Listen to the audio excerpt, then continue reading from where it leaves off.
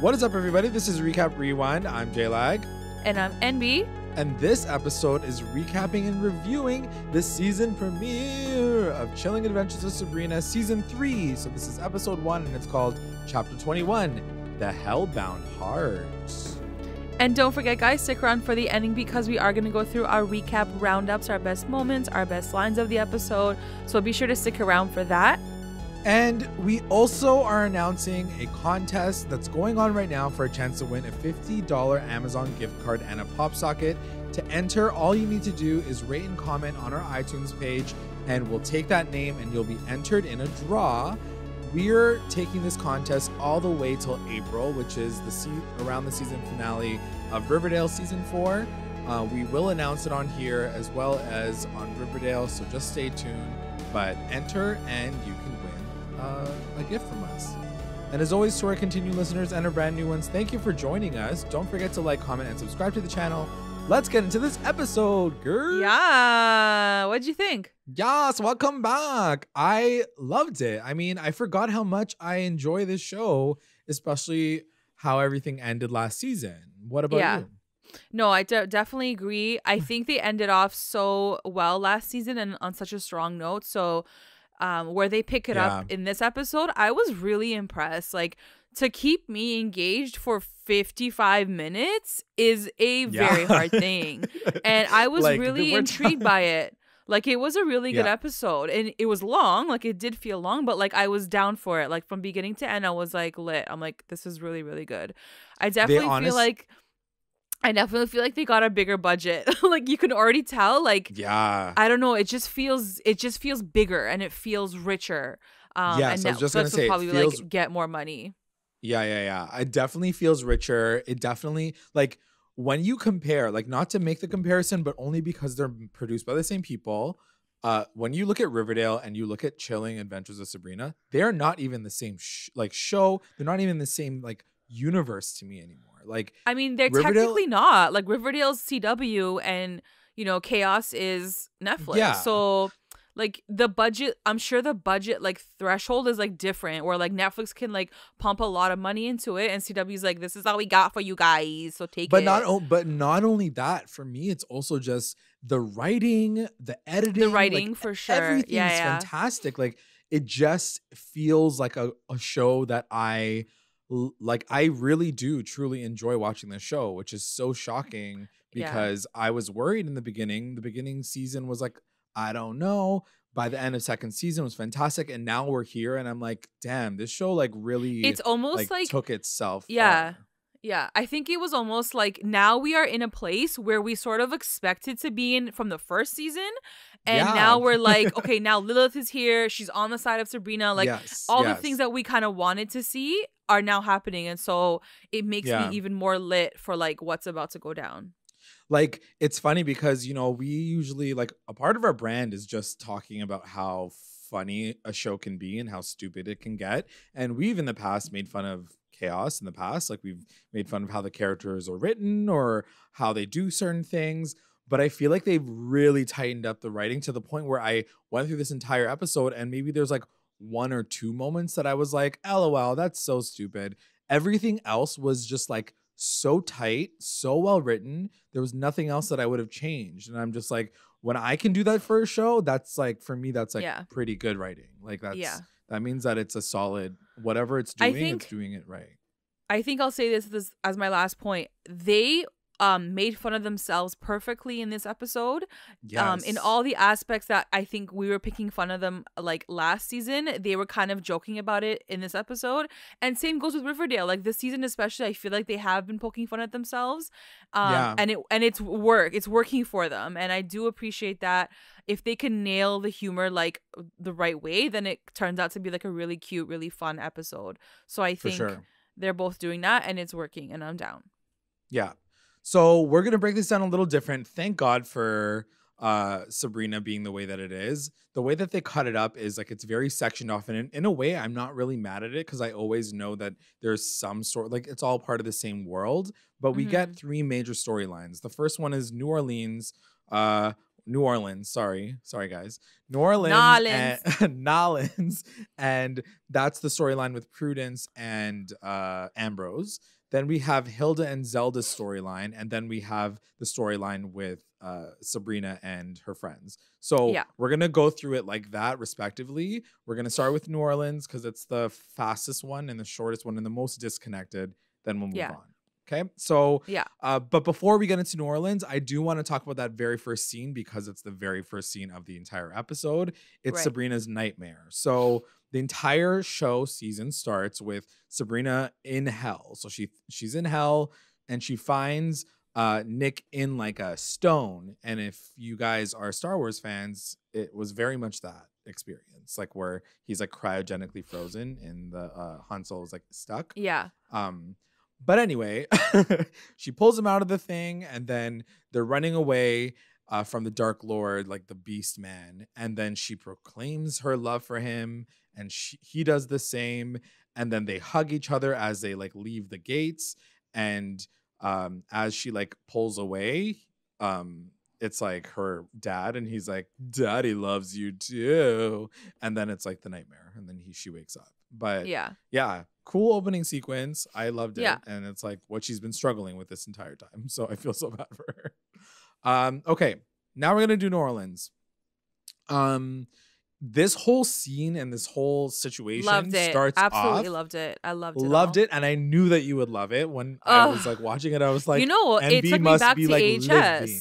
Yes. It took me back to AHS Coven, like totally. Fully. And like It kind of did feel like, I know you were saying it kind of felt the most disconnected from the rest of the episode, and it felt like a different show entirely. Like Ambrose looked different. She was wearing like different clothes. It's like almost like Prudence? they escaped to a different time period. You know, like not even just like they went to like New Orleans. like the 1860s or something. It felt like such a different show, and I was like, I'm kind of down for this show. Like Ken needs to just get their own spin-off and just like have sex all the time. Like I'm down for that. First of all, Prudence, Tati Gabrielle, she is love her. Gorgeous. So I want good. to be her. I want to be friends with her. She's like the Rihanna She's like of the show. She reminds me of a Shay Mitchell, but like one that can actually act. You know what I mean? Yes. And like she has that Shay Mitchell vibe, that like attitude, but she can actually act at the same time. So I'm like, I'm so down for that. She's got this beautiful, like she's got a gorgeous look. Her dresses, her outfits, what they were. Oh my God, I just couldn't even believe it the entire time. Anyway, going through the scene, it's so funny. It starts off with none other than our girl.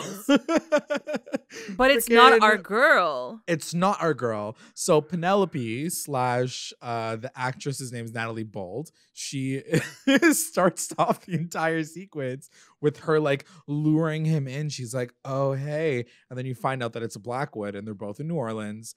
And then it turns out that she's glamoring as Prudence. Or Prudence is glamoring as Penelope. Her as like Penelope Blossom. So, but that's okay. Can I ask you? Did you think that it was Penelope Blossom? Yo, listen. I thought about it for a second. I was like, "This is where this bitch has been this entire time." Yeah, I'm like, she went to New Orleans. Like she's having a fucking good time. Like, open up a brothel there. Like, well, she already did probably. It's like franchised. But that's what I mean. Like, I loved it. It was so okay. Cool But can we seriously talk about it? Can we seriously? Because like, I don't think. I was reading another recap, and they were like, "No, it's not Penelope. Like, she had a name. It's not. She had another name." So, what do you think that is, though? That's a little weird to me. That like these two shows exist in the same kind of world, so why are they using a character from the other show? I mean, I do feel like they've done that in a few times in the past, and someone's already mentioned in our comments that it's going to happen a few more times where there's going to be a few crossovers. But crossover is different. Crossover is different where like they use that guy Ben or whatever, but he was actually Ben. He was still the same character. He was in Riverdale, but this is like this isn't Penelope Blossom, which is I don't know. I'm don't know. Do we pay attention to this moment? Do we have to think it through more? Or is it just like, hey, Natalie Bolt was on set, let's just use her for this role that day? Like, it just feels weird to me. I don't know. No, I get what you're saying. I think that totally makes sense. I don't know. It is, I guess, their first time doing this specifically where they don't have a transferable character. But Yeah, it'll be interesting to see if that. I don't think it Unless is. like I think she's just unless like like she there was for the like fun of it. hiding. Yeah, I don't know. It was weird. Anyway, so They're she like was there. Yeah, they're like, who else looks like a New Orleans 1940s like like woman, brothel lady in lady. red. They're like, oh yeah, call Natalie Bolt. Exactly. She's got the swag down. Well, they couldn't choose like freaking like Marisol Nichols. She's like, why would she be in Yeah, why would yeah. she be in New Orleans?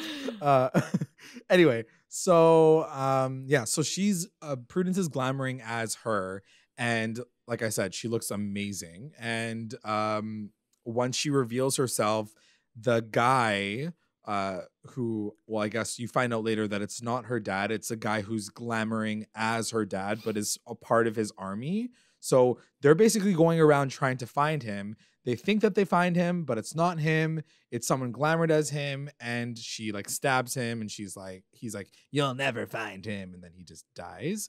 So yeah, you just basically are trying in this situation where they are both now like on the hunt for Blackwood. Like that's well, because they made a good point, and I don't know if it was Prudence or Ambrose, but I think Ambrose was like, he literally taught us everything that we know. Yeah. So like, Yeah. there's no outsmarting him in this regard. Like he's taught us every single like spell, every single like trick.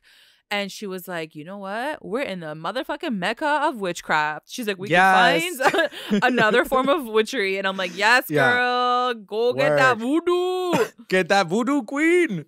So they do find the good voodoo queen, or someone who practices voodoo. I know that she has a title. I don't know if she's a like a royal of the voodoo family. Yeah. But she's like a priestess of some sort.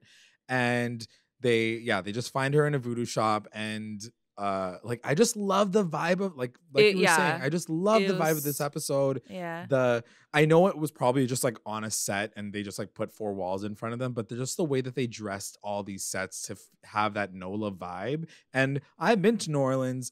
It doesn't look like that anymore, at least not where I went. That was very like antique-y, like very comic booky version of NOLA, and I loved it. I thought it was so beautiful to see. Anyway, so they walk into this voodoo place, they call her out, and she's like, okay, you want some voodoo? Let's go. So they say that you need his blood or something of his blood, and she's like, well, I am half of him, so can I use my blood? And she's like, yeah, go for it. So fast forward to nighttime, and already it's like sexy. For one, Nola's like known to be like hot and humid and already like sweaty pants, so no one's wearing clothes basically. Ambrose is like half naked to begin with. He's like sweating. And so she's got this map in front of her, she's got everything kind of ready to go, and he's like, let's do some sex magic. Which so what did he mean by that? Because that wasn't the same magic that the voodoo queen was talking about. No. She was like, that's just like his version of magic. He just wanted to do sex magic. I think it's something about like and I'm sure there's some Wiccans thing behind it where when you have sex, the moon and the energy of the moon comes to you and like whatever makes your magic more powerful, whatever. Yeah. So anyway, he just was like seducing her, and they're she so cuts hot her together. hand. I love They're it. fucking so hot together. It. So she cuts her hand, she puts blood on the map down below, and it like trails this like doll like that was eye so spin. Cool. So like, yeah, I thought it was creepy, but then I was like, this is like, it looked this so is some cool. Next level. This ain't no like Julian doll from freaking Riverdale. This is like some next level like voodoo doll. So he directs it to, did she say Scotland? Like she found him on the map? It was Scotland, and it was specifically the Loch Ness area Loch Ness or Lake. whatever. The Loch Ness. And then as soon as she finds it, he's like, okay, let's wrap up your hand. Let's go have sex now. And to your point, like the sexiest, like I don't know how else to describe how much I love them together. Like they're so hot. And it's like their chemistry, like forget the fact that like, yes, their sex scenes are hot. There's just something about chemistry that you cannot like copy paste. Like they have it. Like when they're together in a scene, I can see it. It's just they're so good together. I love it. I'm It glad was, that just I'm so glad that sexy. he found his place. Because for a while, like, Ambrose was struggling as a character. We were like, what's he doing? Like, he's so useless. Like, Yeah. he can't even leave the Yeah. house or whatever. So I'm glad that, like, they've given him, you know, a partner in her, and they're on this mission together. Like, it's the best, like, revenge mission, you know? Yeah. And it's just, I just love seeing them together. I love that he has a purpose. He wants to take Yeah. vengeance. And they're also like very sexy to be together. All right. So that's their storyline of this episode. So we're going to move on to Hilda and Zelda's storyline. So as you guys remember, last season, they basically took in all of the kids from the school because the school shut down. And now things are kind of getting out of hand to the point where they literally don't have clothes. Like, she's cutting up like curtains to like dress these fucking kids. I'm like, I understand that like Chilling Adventures of Sabrina is like set in a time that's not really distinct. It's not like like the 2000s, but like, can you go to a mall and just buy these kids clothes? Like, why do you have to cut up your fucking curtains to make them clothes? Anyway, so she decides that she wants to like reopen the school. She's like, I'll be the directress and we'll just clean it up and everybody can live there because this is getting too much. So as they're cleaning up, Hilda answers the phone and she gets a phone call and she looks scared. And then she runs over to Zelda, who's cleaning up the mess of the statue. And she tells her that the council is now coming because Blackwood was supposed to host like a fancy pantsy meeting that they have every quarter or something to talk about stocks. I don't know, like whatever. And he's hosting this time. Like, he's having like the dinner party at his place. So they're like, fuck, what are we going to do? Obviously, they don't know that Blackwood's not here anymore. And they don't know that the school's like literally like in shambles. How are we going to get like figure this out? And so whatever, they reopen the school and Hilda uses a glamour to look like Blackwood. And I love this moment because it's the adorable humor of the show that's not like not like bash over your head. Like, her character and her as an actor, Lucy, I think her name is Lucy Davis. She brings that like energy of like fun and bubbliness. And I love that this guy, he had to play that. He's like, everything. He's like, everything is hunky dory, right? I was like, yeah, like he's using the words that like she would use. It was cute. It was a cute moment. Yeah. So then whatever, they make a cake. She's Zelda's testing her on everything to make sure that she's not going to be like tripped up on any of their questions. Anyway, so whatever, he walks in / she walks in as Zelda's serving them cake. And it's kind of weird. Like, what he says is very like, what did you just say? So he's talking to Blackwood, and correct me if I'm wrong, he's basically like, so a bunch of us warlocks have been like feeling that there's like been like a loss of like power, like wink wink, like we are very like not as vital as we used to be. And I'm like, so are they not getting hard anymore? Like, are they just like talking about the fact that they don't have boners? Like, so first I was like, okay, like this wouldn't make any sense. Like, it would have to be their magic, right? Right. And then and then I was reading a recap and like they were like, for real, like they were talking about their dicks. I was like, oh my god, like when the devil isn't in power, or like when a man isn't in power, they're like losing their dicks like all over the place. They need like the devilish power to like feel powerful. They need that male energy to get like horde. Oh god. Yeah. Ew, they're so old. So old. Anyway, so they're talking about that, and Blackwood / Hilda's like, no, everything's good over here. Like, not only is he like 60 years younger than these guys in the first place, also like he's lying. But anyway, so a question that they ask is, have you talked to the Dark Lord? And one of them's like, yeah, totally talked to the Dark Lord like just this morning. And when they leave, Zelda's like, they're fucking lying. Obviously, he's imprisoned in hell. Like, there's no way that he would be able to talk to them. Yeah. So she's like, I'm going to change this up. I think it's time to change the rules. Then it cuts to one of my favorite parts of the whole entire episode. Zelda and Hilda are putting the kids to bed.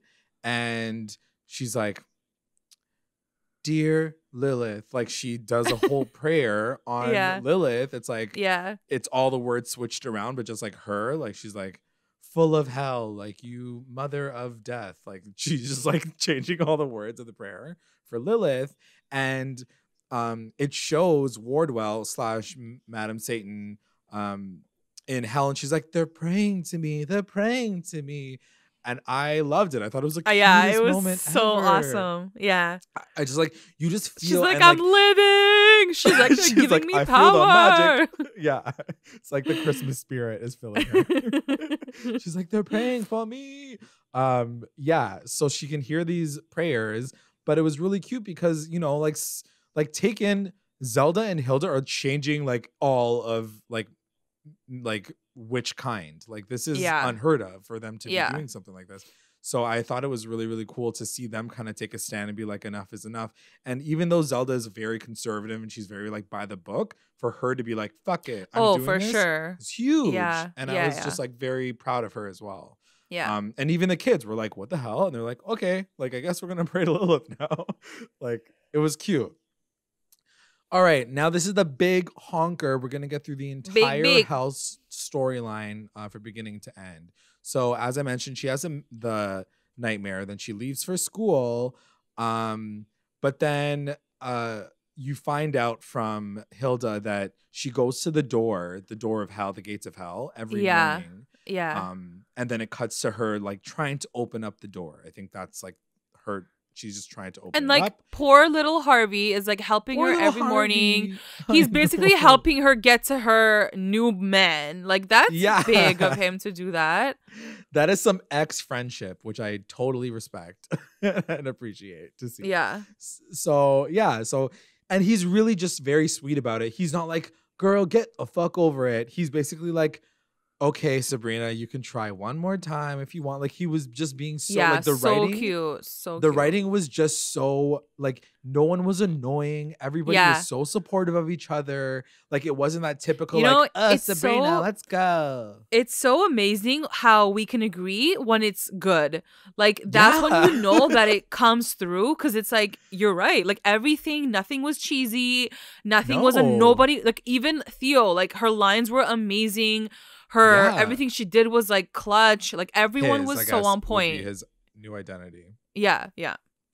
But yeah, everything was so well done in this episode, and I really hope they keep this energy going for the entire season, which I think they will. I think that they really know their formula now. So my fingers crossed that this keeps going in a good way. So Harvey and Sabrina are walking, and I thought it was really cute because it reminds me of season 1, episode 1, when they were walking through the woods to school. Yeah. And it's like both of them kind of like just hanging out. I just thought it was a cute throwback to that moment and seeing how much has changed, but they're still like so close and really good friends.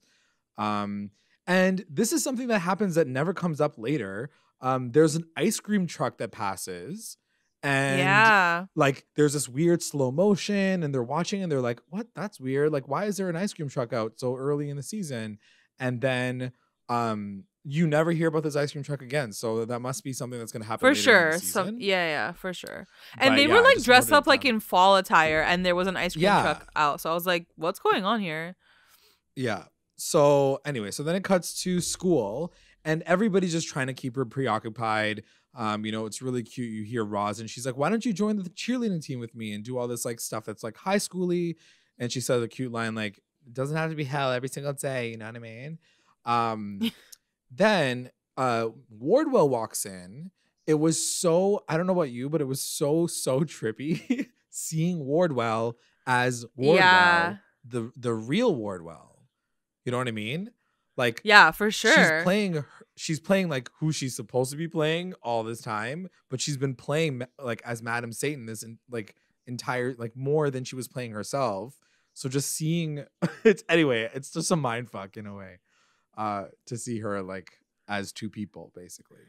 Anyway. I think we kind of expected it though, that she wasn't gonna turn into like another like devil character. She was gonna stay as the actress and just play like both parts, and I love that. I think she's such a great actress that like she can pull it off by playing two different characters like that.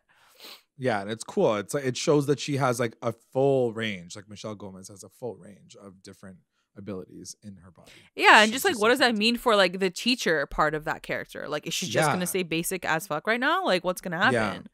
Because what happened was she just keeps having these like dreams of hell. So that's the big thing that's happening to her. She's like, I've been having these hellish nightmares. So it seems like there's like some residual, I don't know, like feelings that she's having or whatever. And that's why they're reading Dante's Inferno in school, which is a very intense book for high school. Like, I don't know why they're reading that in high school. But anyway, she talks about hell. And then she talks about like windows to hell. And then Sabrina's like, oh my God, what a great idea. And then she like disappears.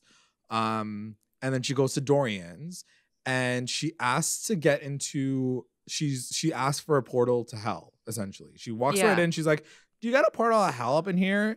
And Dorian's like, yep, I do. And I was like, how did it take her this? Like, this is probably the one. The just one go to thing Dorian, with the writing first that bothered me was like in her like manic state of her trying to figure out like who to talk to and like I need to get Nick out of hell. She doesn't go straight to Dorian, who is literally like a hellish person. Like he's like he would know everything. Like it just shocks me that like she hasn't spread out her what's funny, and I try to compare this show a lot to Buffy because I do feel like there's so many similarities to those two shows. And with Buffy, she always had her watcher, so like he was always that voice to be like, okay, you have this issue, go here and then find out more. But she doesn't really like, she gets that in Wardwell sometimes, right? But I do miss that role. I guess like she is gonna fill that role up for her, and she still does inadvertently. Like the teacher does tell her like go to like, you know, the gates of hell or whatever. So she's saying that like, without knowing. Yeah, you know what I mean? So that's kind of cool. So in a sense, like I feel like she is her watcher in a way, or like the only sort of help that she gets, because the ants don't help as much. No, they're just like there for support, but they're like really, in the beginning, and then they're like, have fun for the next like 45 minutes. Like we'll see you like next episode. Basically, if that, like they're like, maybe we'll see you next episode. Yeah, we don't even know for sure. But yeah, I do agree. I love the idea of a watcher, and I guess in a sense, like even in the like old school 90s television show version, Salem was kind of her watcher in a way that that like he would like kind of get her into trouble in that show at least. And I feel like in the comics he has a voice, right? Like in the comic books, doesn't he have like a little speech bubble that pops up and like, you know, he talks? So I feel like that role would have been Salem to a degree, but they keep him completely silent in this show. So anyway, I don't know how I feel about that. I feel like it would have been great if they kept that element. I know. I don't know how they could have done it, but you're right. His character does seem a little. I know, right? But maybe that will come off like a cheesy. I don't know. Yeah, that's the thing. I feel like it's one of those things where now it's done. Like what's done is done, and they're already 3 seasons in. They can't go. Yeah, like they can't change it. Okay. Yeah. Now we're gonna teach them how to talk. I bet like working with animals and like the CGI is just probably was too much for them. They're like, fuck this. Like it's gonna be too much to deal with him every single episode. Like, yeah, that's true. Like having but it's like, what do you have? Like the Hellmouth or like a talking cat? Like you got to choose it because you don't have that big of a budget. You know? I mean, you just said they got that Netflix money. Yeah, but like they don't got HBO money. Good point. Fair enough. Okay, fine. So yeah, whatever. So she gets this portal to hell. She finds out about the portal to hell. And she says, I need to go to hell. Can you help me? And he says, yes. I just read your note. About what? His pimple. Oh yeah. So he's like, I'll let you go to hell, but you need to bring back a flower. He's like, I can't deal with my face. She's like, what?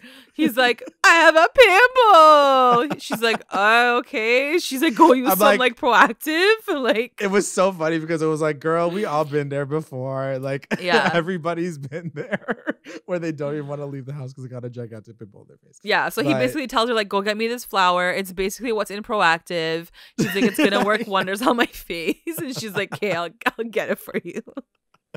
And that will bring her back safely. Like when she gets the flower, she'll be able to come back. So this part I loved as well. Like there's so many great parts in this episode.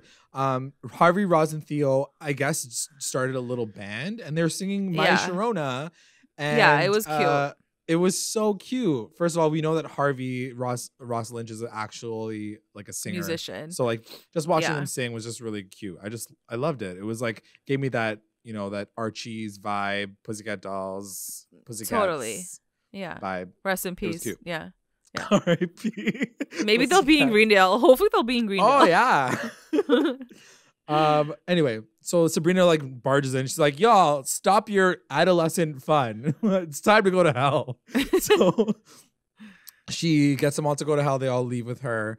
And then they're cleaning themselves with dead people's like skin or like whatever. Like they're just bathing themselves in like the dead scent. So demons won't know that they're down there when they shouldn't be. And then she's like, we need to wear these shoes. Dead people shoes. Like literally that's I was like, I'm like, what? Crocs? Like what are dead people shoes? Like what are we talking about here? Dead people shoes, Crocs. Like only Crocs go to hell. Crocs go to hell to die. Okay, so then it cuts to Dorian's and they see the portraits and they're like, okay, we're gonna like jump into the portraits like magic. So they jump into the portrait and they arrive at the beach. I love that transition too. I love the way they did that. Like how she jumped into the frame. Yeah. It just felt so comic booky. Like, I don't know. I love that vibe. I love how they did that. Yeah, it was really all those like little like effects. So fun to watch. Yeah.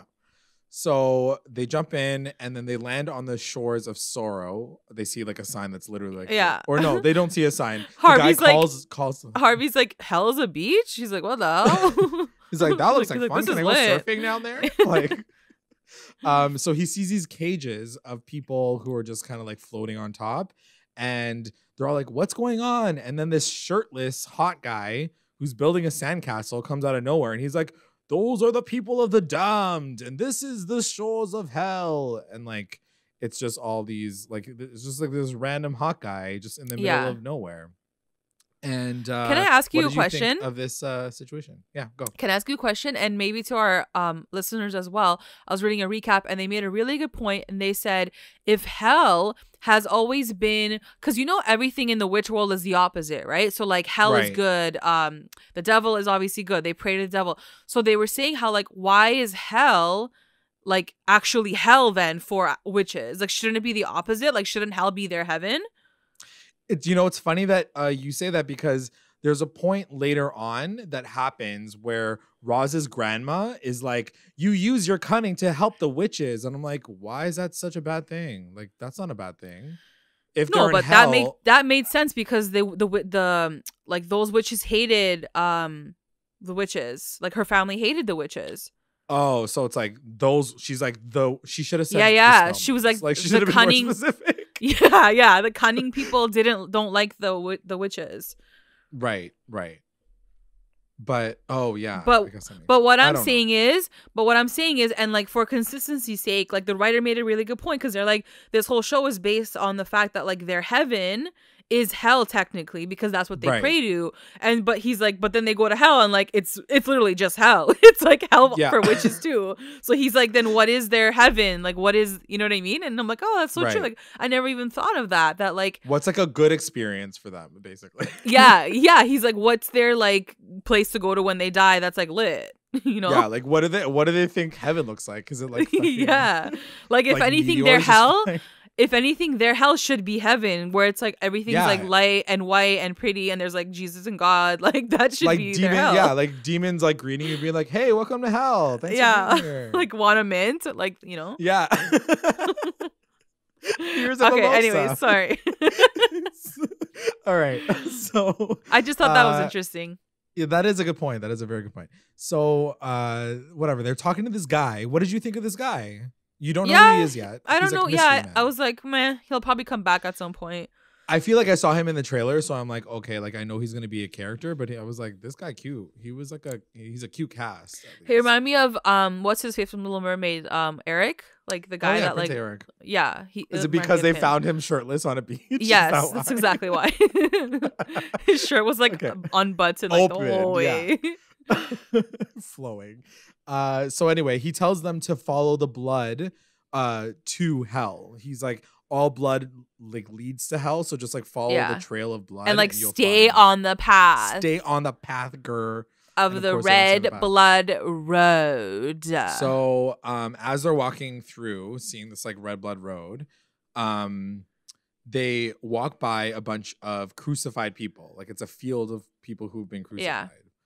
And in like the back corner, Theo sees Uncle Jesse. And he's like, Uncle Jesse! And so he runs over to him and freaks out. And he's like, Sabrina, do something. Like, get him down. He's being pecked at like by birds and like he's alive and something's wrong.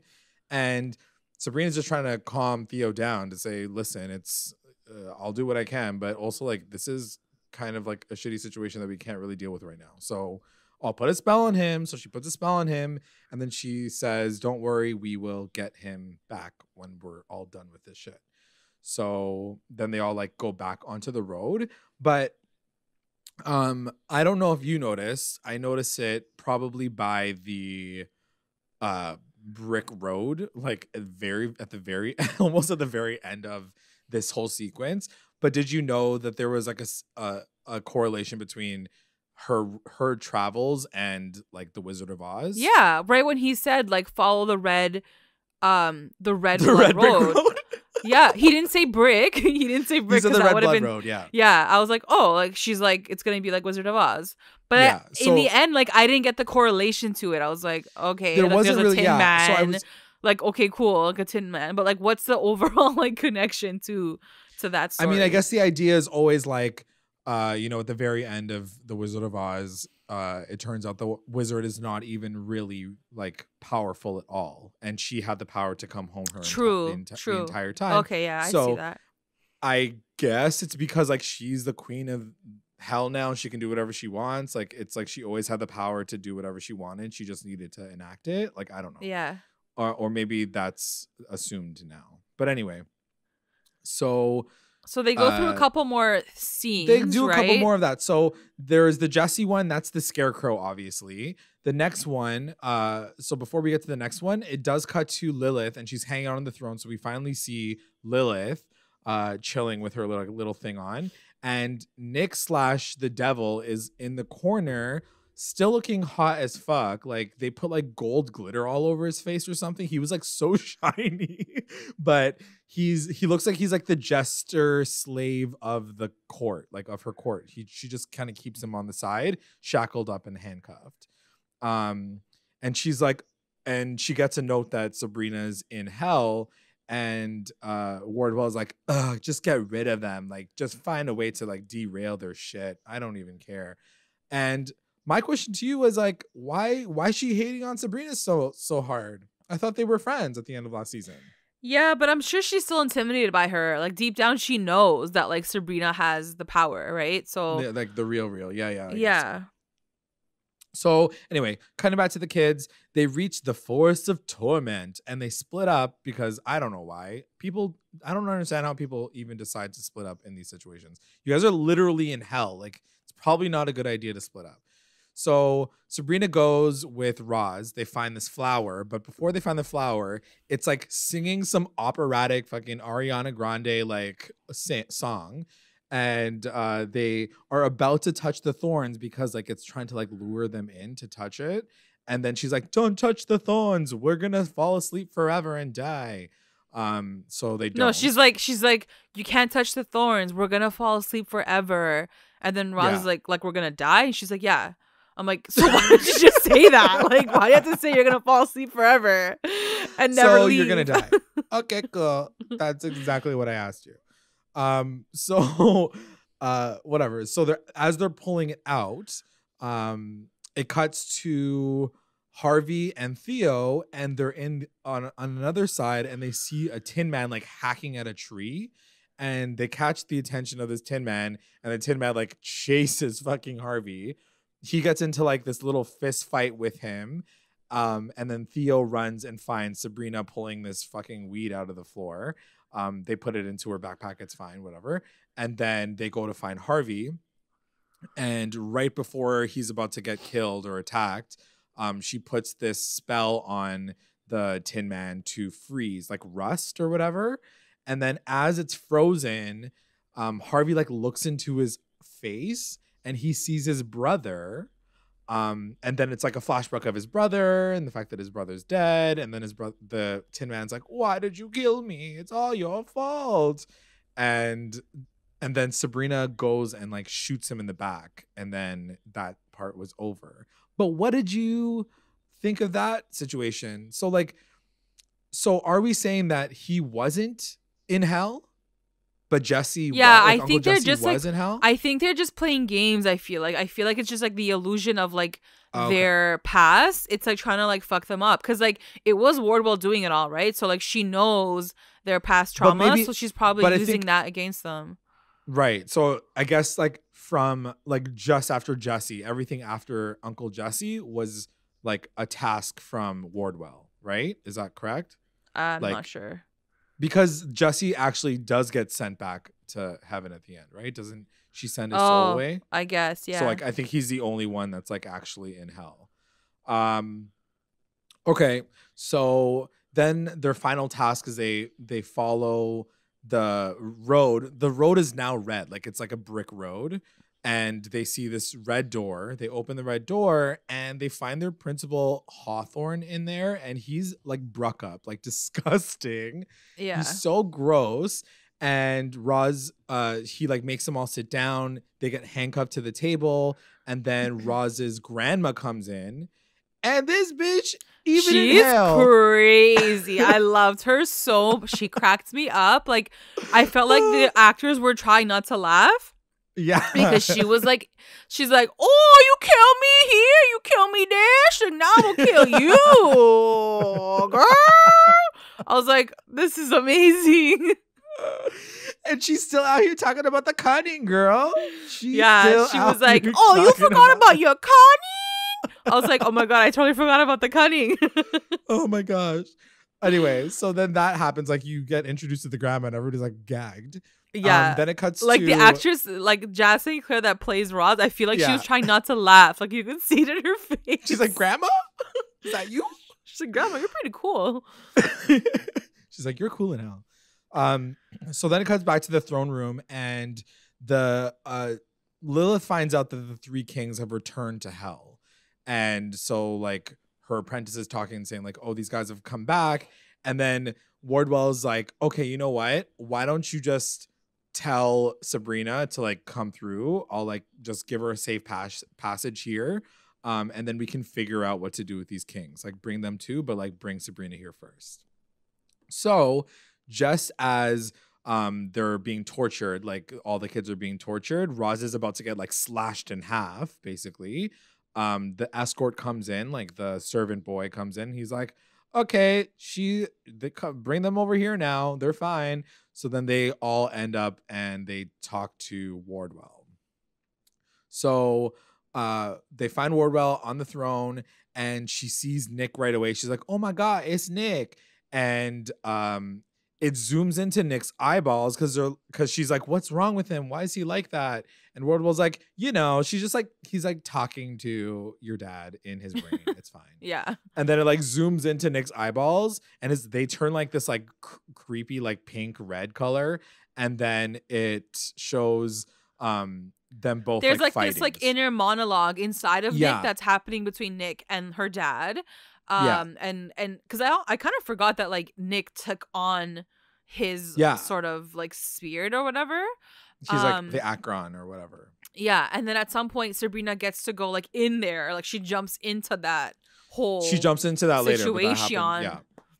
But yeah, so first you see them like wrestling or whatever, and even though I was like, oh, that's so sad, like Nick's been fighting this entire time, I was also like, that's kind of hot because like they're both like wrestling shirtless.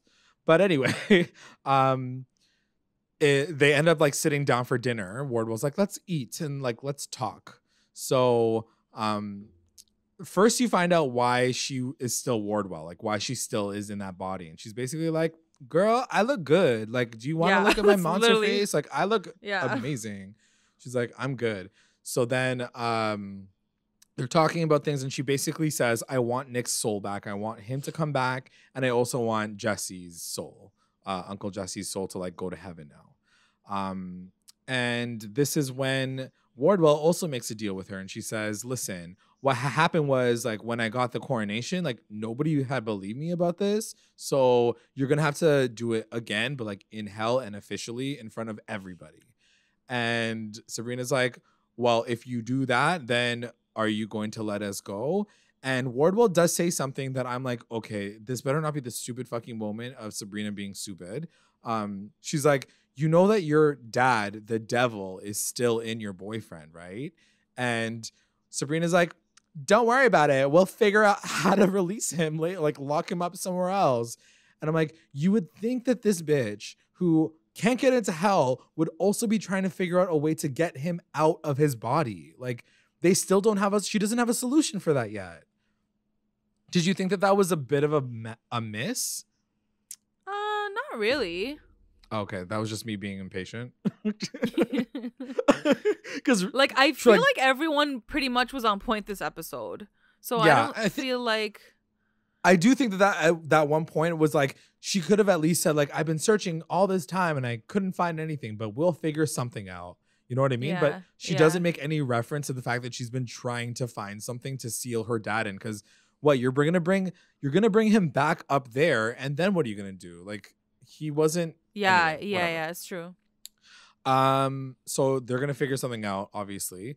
But Wardwell agrees to these things, and everyone shows up. So it's like the three kings that we saw in the beginning of last season, I think, and they're just like yelling at Wardwell because Wardwell's like, so Sabrina's like, yo, this is your new queen. And then all the kings and like everybody's like, fuck that girl. Like, she's useless. She's like a fucking whore. Like, not even in hell can women get equality. Like, this is bullshit. I mean, not to like bring her down, but what they were kind of saying was like she was just like the devil's concubine. Like, right? They want to look at not someone who's like actual like royalty, which I understand. Right. Obviously, like she knows what she's doing. She should be queen, but of course they're gonna talk shit like that and they're gonna say that, right? So when Sabrina does step in, like they can't even say anything because like she is the daughter of the devil. So of the devil. What you got now, bitches? What? Yeah, say something, bitch.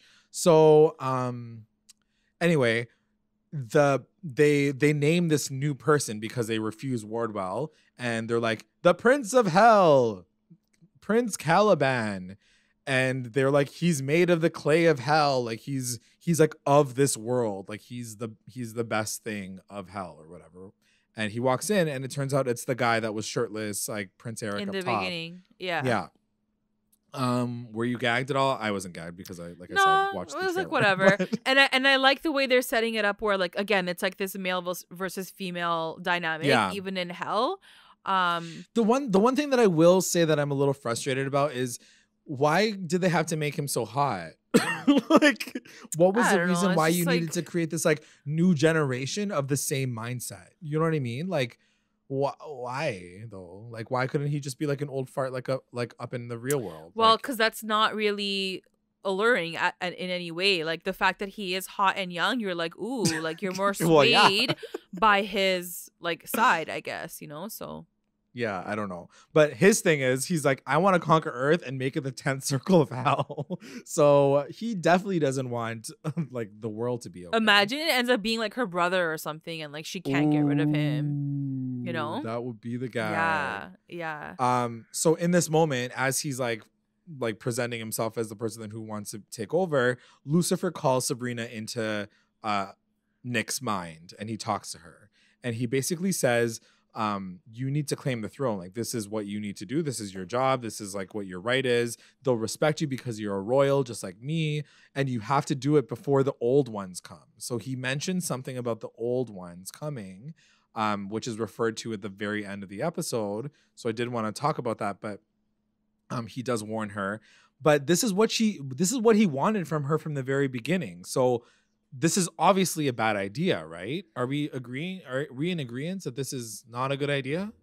That she's going to be taking on being the queen of hell? Like, because he didn't want her to do that? Is that why? He wanted her to do that from last season. He was like, you're going to be my like heir, and then you're going to like become the queen of hell. So what's the problem? the problem is like, wasn't the point for her not to do that so then she doesn't destroy the whole world? Like, I know, but wasn't that like the prophecy and like her fear of the prophecy? She's doing true? It right now to get her fucking boyfriend back. So she's not thinking of like the long-term consequences, repercussions. And clearly at the end you see her say that again. She's like, I don't really want to do it, but like she's just doing it to get Nick back. So yeah, is that gonna play onto something later? For sure. Like it's gonna fuck her over probably. So then there's another really sweet scene that happens in his brain where she finally sees Nick and they like embrace each other and she's like, I miss you so much. And he says something so sweet. He's like, every second and every day, you're the reason why I'm still sane and alive. I was like, so cute. So cute. And then she says, I love you, Nick. And then he says, I love you too, Sabrina. And it was just such a cute moment. And it was funny because they still make these moments like still like a little funny too. Like they're not too cheesy because the fucking dad is there and he's like rolling his eyes in the background. Like he's like, ew. He's like, over Can it. we get back to the point? Yeah. So anyway, she jumps out of his mind and then she decides to claim hell. She's like, I'm going to be the queen now. I'm going to do it. It's me. I'm the rightful heir. And then Madam Satan is like pushed to the side. She's and then like, it what? kind of like zooms into her face and she's like, cheese. Like she's so cheesed. Because she's like, what just happened? Like, yeah, she's like, what the fuck? This bitch is taking my spot. So whatever, she's about to like take it and then she obviously like spins it around. And this is what I love about the writing of Sabrina. Like they make her literally think 10 steps ahead sometimes, like most times. I think she always like makes a plan. She's like, this is what I'm gonna do and then this is why I'm gonna do it. She doesn't think of like step 8 or 9, like she doesn't get to the end point, but like she does think of like a clever way to get out of situations, which I was like very impressed by. So she's like, because I'm young and I don't really know anything about hell, I do need someone to help me help guide me. I'm going to name Lilith the Queen Regent. This is the person who's going to advise me until I come into my power. And Caliban's like, no, I still don't agree with this. You shouldn't be like Queen of Hell. You're mortal. You're not really supposed to be here. And he wants to challenge that like experience with her. He wants to say like, no, we're gonna fight this. And she gets like real angry and she's like, back the heaven off. And then her eyeballs turn white. And I was like, oh shit. She is like, she still has that power. So that power that I was wondering if she still had it, it looks like it's still in her to be for like that crazy, powerful person that she be. I feel like she's always going to be teetering on that line of like, you know, like is she going to power. fully cross over? At some point she probably is, you know? Yeah. Good point. So then she dismisses everybody leaves. And then Madam Satan's like still like, she's like low-key cheese. She's like, what the fuck just happened, man? Like, why'd you like tell me about that shit? And then she's like, don't worry, you can still rule. We'll figure something out. But then Madam Satan basically says, you know, like, this is a very short-term plan. You need to figure out what you're going to do next. But, you know, Sabrina's like, I don't care. I'm just going to leave because my boyfriend's with me now. So yeah. So she takes like the flower and she gets back to Dorian's place and whatever. He gets a flower, but it's like broke up and like he's like worried that it's not going to fix his pimple.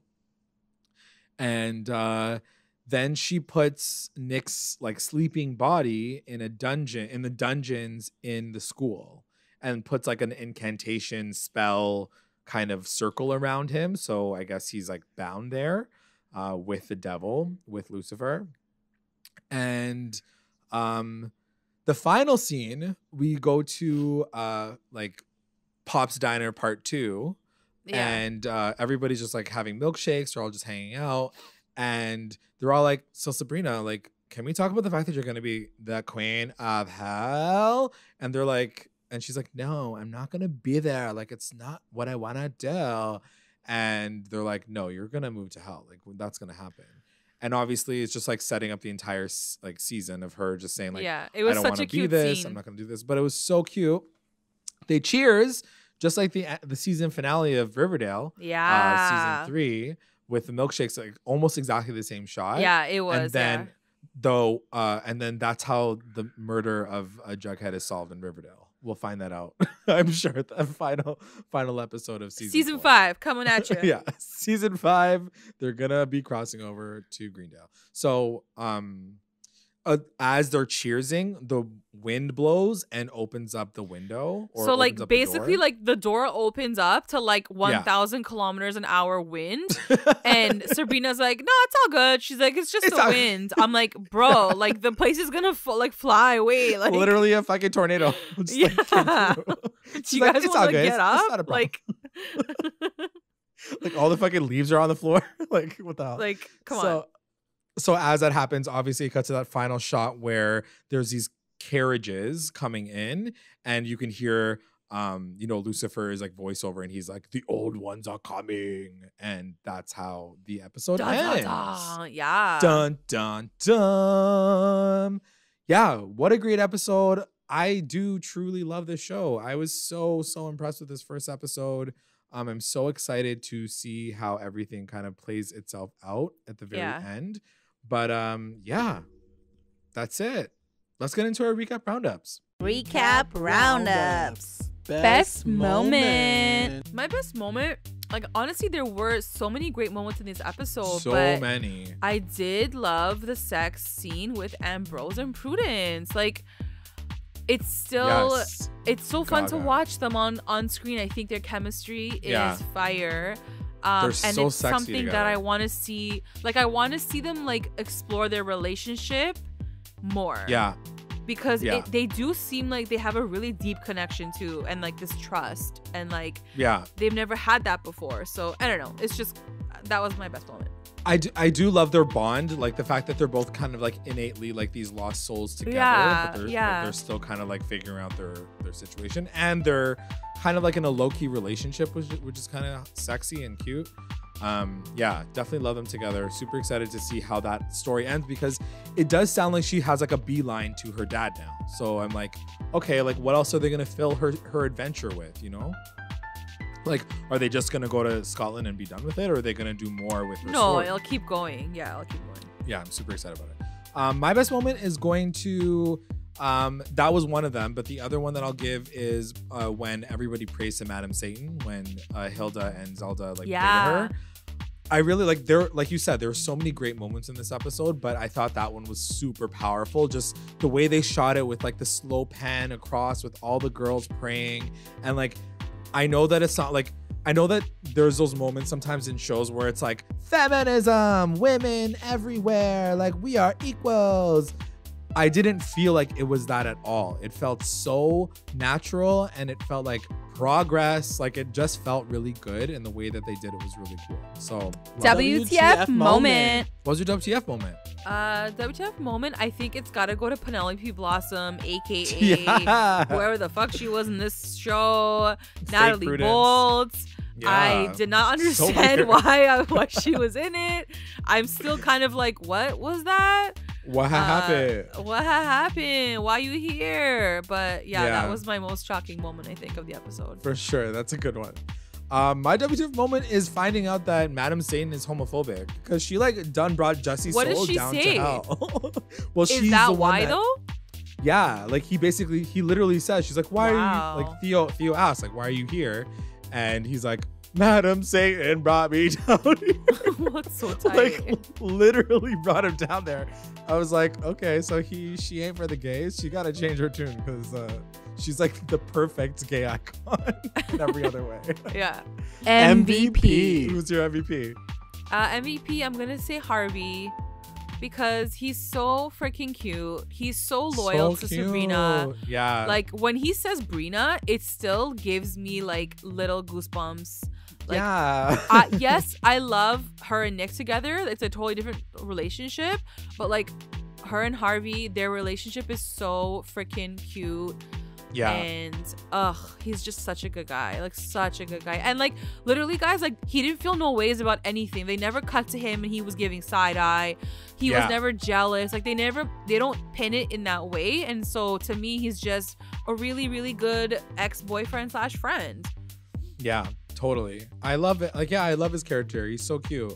My MVP is gonna go to Sabrina. I think that you know, I hope I don't use her for every single one this season. I'm sure she'll fuck up at some point, but this episode she was like super strong, literally powering into hell to get her boyfriend. Like that's pretty boss. Yeah, and she came up with a good solution for now at least. LVP. Who's your LVP? LVP, I'm gonna have to say is Devil Daddy, Sabrina's dad. Oh yeah. He kind of wasn't like as boss ass as I thought he was gonna be in the first season like opener episode. If anything, he was kind of just like more like chill, and he was like letting her like talk to her. Like they fully kissed in front of him. And he's like the goddamn devil. Like what is happening? They do really make him very like weak in terms of like how he presents himself on the show. Like for I sure, think eventually like they're gonna try to spin it so he becomes like somewhat of a good guy. Like not fully like, just evil. Like, the devil on your shoulder kind of idea. Exactly. He's just gonna like get them to do like silly things together. Yeah. Or something. So I think that's why they're not pushing him completely to like the dark side where like he's so evil and can't come back from that, you know? Yeah. You know what's also very funny with that actor specifically? Like I think I follow him on Instagram and they're all like really good friends, but he's obviously a little bit older than all of them. But he's very funny in all of his Instagrams. Like he's very comical. He puts on like accents and he's just like really funny. Yeah, and he's cute. And so when I was watching him this first time, I was like, he doesn't look evil to me at all. He looks so harmless. If anything, he just looks like mischievous and like really just like fun to be around. And I think it's also because I've seen him on Instagram and it's like he on set, they must like just be cracking up the entire time too. Cause like they all seem like they're just like really buddy with each other. So I don't know. I didn't feel like I bought the devil in him this episode for sure. So to your also point, like didn't he have like animal legs last season? Like wasn't he like half? Yeah, but I guess they were like he had pants on in this part. They're like we can't keep doing that. Bye. You gotta get legs. Yeah. You gotta get legs. We gotta give you legs, okay? My LVP is gonna be Caliban. I think naturally he's the new villain of that season. But also for being the hot representative of the male patriarchy. I'm so disappointed that he's hot. Like I'm just like bummed that he's not like an but like ugly, even the devil, like villain. even her dad is hot. Like it's just like that whole that they want that whole vibe to be very like sexy and like attractive. And I get it, you know? Yeah, like I'm into it. The best line. What was your best line? Best line is gonna go to Sabrina when at the end she's like, I want my boyfriend back and his tongue. And I was like, girl, what? Are you want that tongue? Okay. And at first I was like, oh shit. And then I'm like, oh, literally she has literally his tongue. Like literally his tongue is in a jar. Okay. But I liked it. It was cute. Yeah, it was funny. Mine is going to Wardwell when Sabrina asks, why did you keep Wardwell's body? She says, I grew comfortable in her skin. And with a face like this, it's hard to beat. And I just thought it was a cute line to hear. And I was just like, yes. It was like the best way for the writers to get away with like this big question mark. Like, is Michelle gonna play both characters? Yeah. And they were just yo, just tell her like she likes the body. Why not? It's like, okay. You're so right, and I fucking love that you mentioned that because it is like the writers are basically just answering the question that they're gonna have, but like they did do it in probably the best way possible of like sell her, like she's basically like feeling herself. She's for sure, and it suits her character. Like it goes, so like totally. You buy into it. Totally. That is the episode. I'm so happy. Like I don't know why. I'm just like very happy. It was a good episode. It was a really good yeah. opening. Few announcements. Again, we have a contest going on right now for a chance to win $50 Amazon gift card and a pop socket to enter. All you need to do is rate and comment on our iTunes page and you'll be entered in the draw. We are extending this contest to the end of Riverdale season 4, which will be around April, May, and we'll announce the winner then. So just enter and that's it. And I'd like to take this time to thank our patrons of the episode, the Rewinder Squad, White, Nicole, Faith, our Lit Rewinders, Tina Ann, Sarge, Serena, Slay, Kate, and Jessica, and our Mommy Rewinders, Becca, Sarah, Tamala, and Grace. Thanks, guys. And if you would like to join our Patreon family, check us out at patreon.com/recap_rewind. If you join, you'll get access to all things Recap Rewind, exclusive content, and updates. And also make sure you guys are checking us out on all of our socials: Instagram, Twitter, YouTube, Facebook. You can also find us on Google Podcasts, Spotify, and iTunes. Like, subscribe, follow, review, and comment to stay engaged with us at Recap Rewind. And make sure you guys are sharing us out there. Tell all your friends about what we're doing up on this podcast. And that's it. Thanks for listening. Bye.